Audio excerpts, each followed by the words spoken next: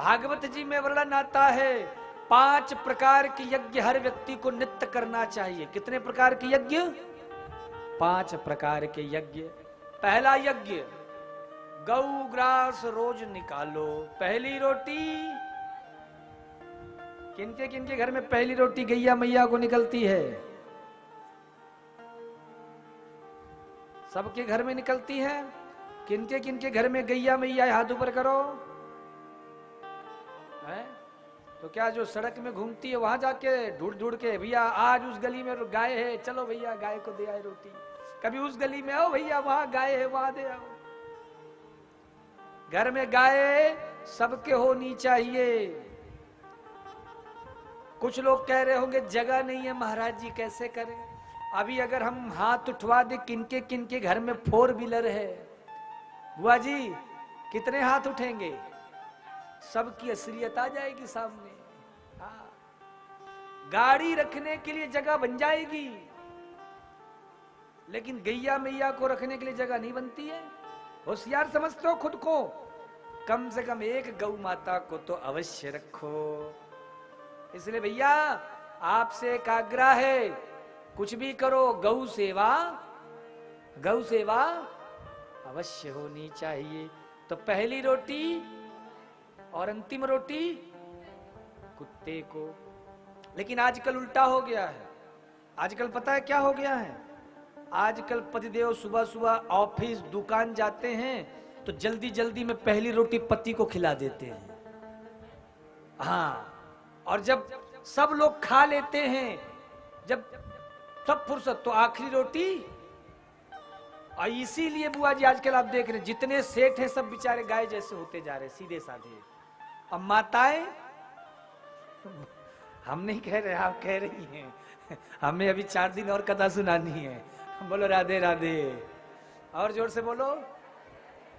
आजकल महाराज इसीलिए बेचारे पतिदेव भोले भाले आते हैं दुकान से, व्यापार से, जहां भोजन करने बैठते हैं माताएं सब दुनिया भर का जितना कूड़ा कचरा, तुम्हारी बहन ने ऐसा कहा, फलाने ने ऐसा कहा, ढिकाने ने ऐसा कहा। लो भैया, पतिदेव भी बेचारे सोचते कहां से आज खा लिया, यहाँ काश रेस्टोरेंट से मंगवा के ऑफिस से खा के आ जाता।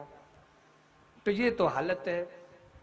तो पहली रोटी गौ माता के लिए निकालो, अंतिम रोटी कुत्ते के लिए निकालो। इसका अर्थ ये नहीं है, देखो हमारे शास्त्रों ने गौ का भी सम्मान और कुत्ते का भी सम्मान किया है, लेकिन आजकल उल्टा हो गया है। आजकल महाराज गाय को तो कोई नहीं रखना चाहता, लेकिन कुत्ते तो आजकल ऐसी गाड़ियों में घूमते हैं।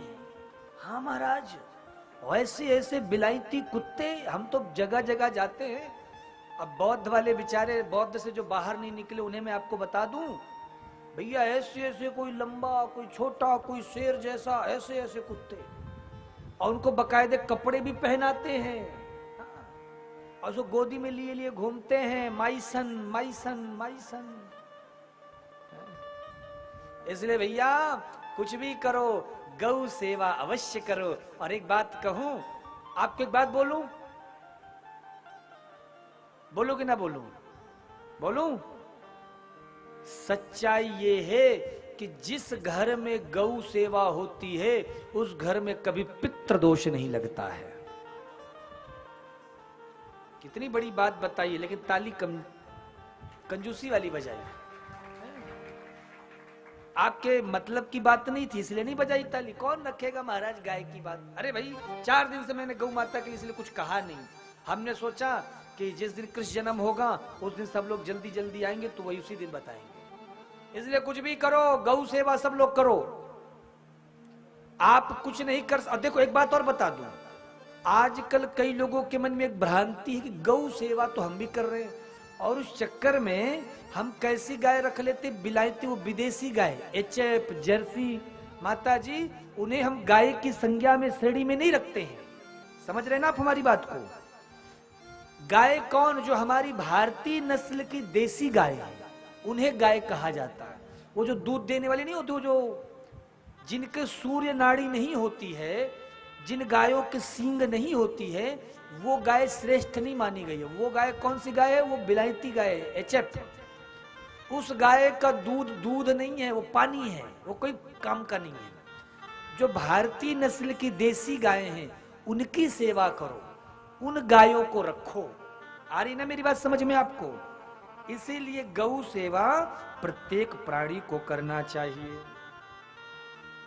और जिसके घर में भी गौ सेवा होती है महाराज, उसके घर में जो भी संकट आता है मेरी गौ माता उसे अपने सिर पे ले लेती है, पर अपने भक्त की रक्षा सब प्रकार से करती है। इसलिए इस कथा से महाराज मैं जा रहा हूं तो आपसे आग्रह है कि आप भी अपने यहाँ गौ माता की सेवा करें। देखो महाराज, हमारे जितने भगत जगत है जो हमसे जुड़े हैं, जरूर 10-11 साल की मेहनत लग गई, लेकिन धीरे धीरे सबके यहाँ गौ माता आ गई है ना। हमारे श्री सेठ जी के यहाँ भी 3-3, 4-4, 5 गौवंश है। हमारे दूसरा में भी महाराज खूब गौ सेवा हो रही है चकाचक। आपके यहाँ भी गौ सेवा होने लग गई, सबके यहाँ गौ सेवा हो रही है। पीछे वालों, आप भी धीरे धीरे गौ माता के लिए अपनी रुचि बढ़ाओ। हाँ, और एक बात बताऊं, गाय को रखने में कोई घाटा नहीं है। हाँ, कोई घाटा नहीं है, आप एक बार देखो तो सही। इसीलिए पहला गौ ग्रास निकालो, ये एक यज्ञ हुआ। दूसरा यज्ञ, मछलियों को आटा देना चाहिए। तीसरा, अग्नि देवता को प्रसादी पवानी चाहिए। चौथा,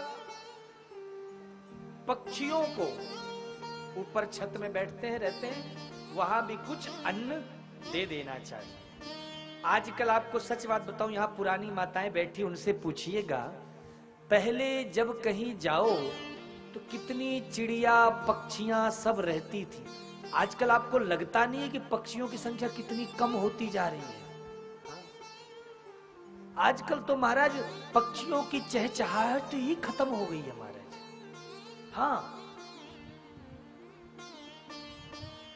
क्यों? क्योंकि पेड़ कटते जा रहे हैं, प्रकृति का हम शोषण करते जा रहे हैं। इस तरह से महाराज ना जाने हम लोगों ने अपने लिए तो बड़े बड़े महल दुमहले बना लिए, लेकिन प्रकृति का ऐसा शोषण किया कि जितने भी जीव हैं उन सब का घर हमने उजाड़ दिया है। इसीलिए पक्षियों के लिए भी ग्रास अवश्य निकालें। और सबसे बड़ा यज्ञ, भगवान का नाम, भगवान का नाम नित्य गाना चाहिए। तो ये 5 प्रकार के यज्ञ हैं। इन 5 प्रकार के यज्ञ को समस्त व्यक्ति, समस्त जीवों को करना चाहिए।